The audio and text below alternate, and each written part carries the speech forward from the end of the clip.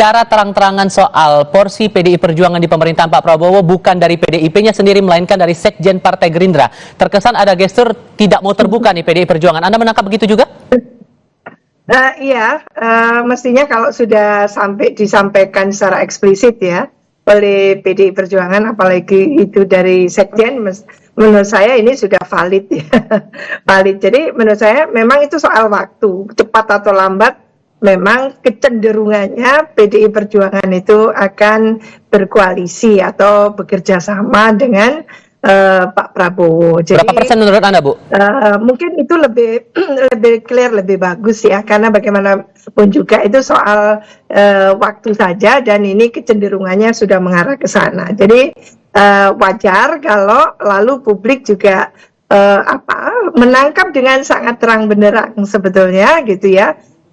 Baik itu masih dalam proses seperti ini maupun proses yang menunjukkan arah bahwa memang tidak ada benturan, tidak ada katakan gitu ya, bukan benturan, maksud saya tidak akan PDI Perjuangan itu betul-betul menempatkan diri di oposisi atau mungkin di luar pemerintah. Ini sudah sangat jelas dari kemarin sejak tanggal 1 Oktober gitu ya. Kita menyaksikan bagaimana pelantikan dari DPR RI, DPD RI, dan posisi MPR dan sebagainya itu, ini adalah awal yang menunjukkan bahwa akan terjadi kerjasama itu antara PDI Perjuangan dengan tentu partai pemenang dalam hal ini yang dikomandani oleh Gerindra, yaitu kemenangan dari Pak Prabowo. Dengan sekian banyak rumor ini, Bu, termasuk terakhir ada 3 nama kader PDI Perjuangan yang diproyeksikan masuk ke kabinetnya Pak Prabowo, Anda merasa kemungkinannya dari 0 sampai 100% ini potensinya sudah seberapa besar PDI gabung ke pemerintahan baru? Kalau jumlahnya kita belum pasti ya, apakah 2, apakah 3, ya sekitar 1 sampai 3. Tapi kemungkinan untuk bergabung atau bekerja sama itu kelihatannya sangat besar menurut saya, karena memang tidak ada resistensi, dan kita juga membaca bagaimana gestur Bu Puan dalam hal ini dengan Pak Prabowo yang menunjukkan satu pola relasi komunikasi yang jauh lebih cair ya. Kita menangkapnya dari momen-momen kemarin itu dalam pelantikan dan sebagainya itu yang menunjukkan memang PDI Perjuangan sangat kemungkinan besar mengarah untuk bekerja sama. Oke, Mas Guntur masih bersama saya, Mas Guntur?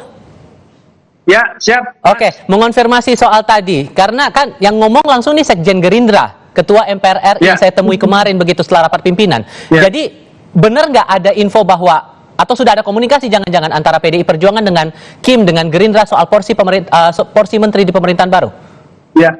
Ya, terima kasih Mas. Jadi pada intinya terkait isu ada 2 atau 3 kader PDI Perjuangan yang mau masuk dalam pemerintahan Pak Prabowo itu bukan dari kami, Mas.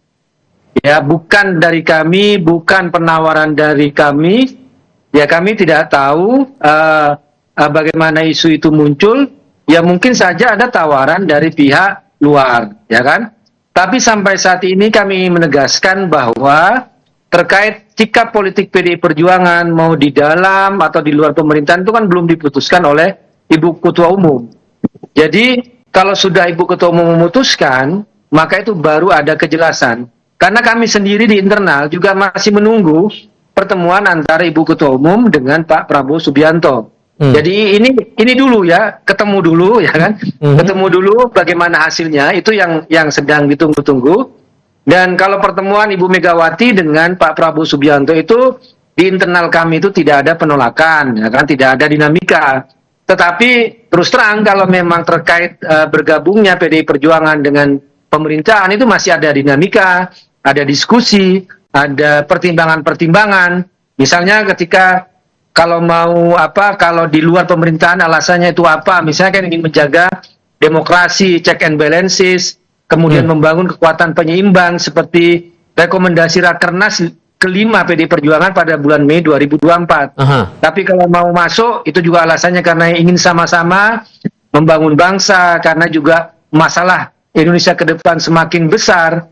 Tetapi apapun dinamika yang ada terkait sikap politik PDI Perjuangan mau berada atau di dalam di luar atau di dalam pemerintahan itu semuanya menunggu.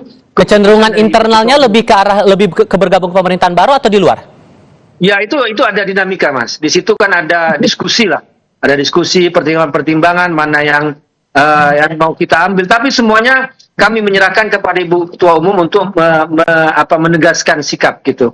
Kami sebagai kader ya mau di luar juga oke, mau di dalam juga oke. Tinggal menunggu apa yang mau diputuskan oleh Ibu Ketua Umum Megawati Soekarno Putri. Kalau gitu yang kemarin diomongin oleh Sekjen Gerindra kemarin itu bohong dong?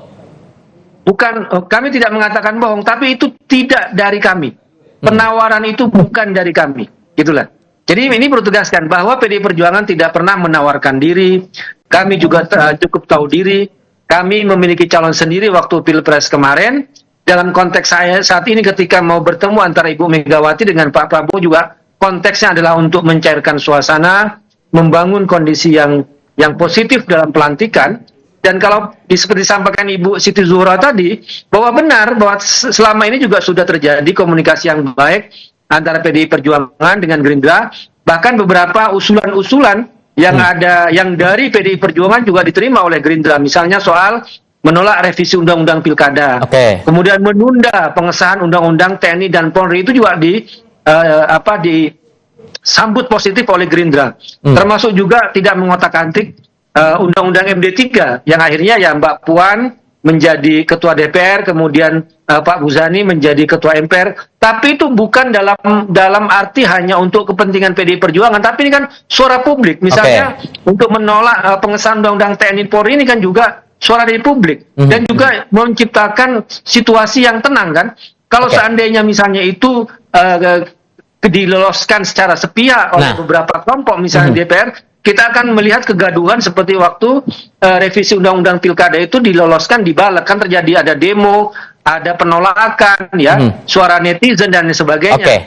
Jadi bahwa ada kerjasama antara fraksi PDI Perjuangan dengan Gerindra dalam beberapa hal iya, tapi itu tidak hanya untuk kepentingan PDI Perjuangan, tapi juga suasana yang kondusif untuk pelantikan Pak Prabowo juga. Demikian, Mas. Lagi-lagi ini kaitannya Bu Wi soal masalah pertemuan antara Bu Mega dengan Pak Prabowo, dan sampai sekarang kita belum ketemu nih tanggal pastinya gimana, walaupun sudah beredar tanggal-tanggalnya antara pertengahan bulan inilah atau menuju ke tanggal pelantikan dan semacamnya. Apa yang membuat ini jadi sulit? Apakah ini ada kaitannya dengan pertemuan antara Pak Prabowo dengan Pak Jokowi Selasa malam waktu itu, Bu?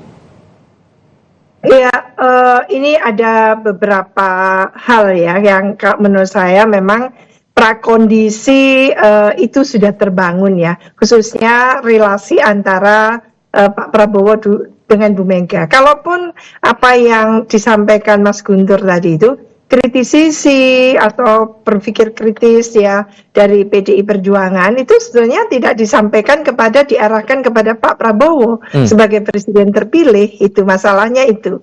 Sehingga saya menangkap memang prakondisi untuk terbangunnya pola relasi yang baik dengan antara Pak Prabowo dengan Bu Mega itu memang sudah terjadi, apalagi Bu Puan kelihatan sangat akrab dengan Pak Prabowo dan sebagainya ya, dan juga dengan kader-kader elit Gerindra. Antara Bu Puan dalam hal ini itu juga menunjukkan satu prakondisi. Lalu tentu gitu ya, karena hubungan itu tidak ansih antara Ibu Mega dan Pak Prabowo, tapi juga ada nanti yang akan menjadi mantan presiden yang saat ini masih presiden, yaitu Pak Joko Widodo, maka mungkin ada pertimbangan-pertimbangan yang tentunya sifatnya itu saling menghormati. Jadi bagaimanapun juga membangun pola relasi yang baik, kerjasama yang baik dengan Bu Mega bukan berarti lalu gitu ya memberikan dampak yang negatif kepada Pak Jokowi. Lah ini yang ingin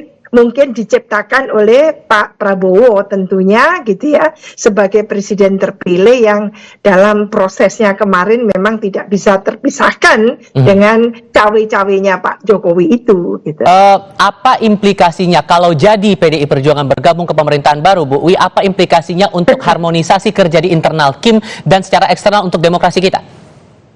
Iya, karena sudah ada tekad ya yang besar dari Pak Prabowo untuk membangun gitu ya, satu koalisi besar, satu kerjasama besar, melibatkan baik itu partai-partai politik melalui kader-kadernya yang dikirimkan untuk menjadi katakan menteri atau pimpinan lembaga, maupun juga undangan Pak Prabowo atau mungkin permintaan Pak Prabowo kepada ormas-ormas, komunitas, profesional, fungsi representasi yang juga dikedepankan karena Indonesia ini satu negara yang unik arsipelago. Jadi fungsi representasi tadi itu kan kita mendengarkan sangat dikedepankan, ditonjolkan. Kenapa? Karena Pak Prabowo ingin membangun Indonesia persatuan kan gitu ya, membangun persatuan Indonesia. Jadi koalisi ini bukan hanya zakon kabinet yang mungkin memang sangat besar gitu ya, tapi juga mempertimbangkan fungsi representasi baik itu dari partai maupun dari non partai. Cuman Mas Tifal, menurut saya ini dua pertimbangan pokok yang mestinya gitu ya oleh pemerintahan baru itu juga cukup menjadikan indikator adalah apakah urusan yang menjadi kewenangan daerah, artinya otonomi daerah itu sudah tidak ada lagi. Berarti urusan-urusan tadi itu akan diurus oleh pemerintah pusat, maka wajar kalau kabinetnya besar gitu ya. Tapi kalau otonomi daerah sudah terjadi, semestinya ini mohon maaf, semestinya gitu ya, kabinet itu ramping karena urusan sudah didaerahkan. Ini jawaban yang harus kita tunggu juga tampaknya dari sikap secara resmi dari PDI Perjuangan. Mas Guntur Romli, Bu Wi, terima kasih banyak untuk sesi diskusi kali ini. Kita mungkin akan diskusikan lagi di sesi berikutnya. Sehat selalu semuanya. Selamat sore. Terima kasih, Prof. Terima kasih, Mas Tifal. Kami punya topik lain usai jeda. Laga kualifikasi Piala Dunia antara Indonesia melawan Bahrain malam ini akan dipimpin wasit asal Oman. Kami punya diskusinya sebentar lagi.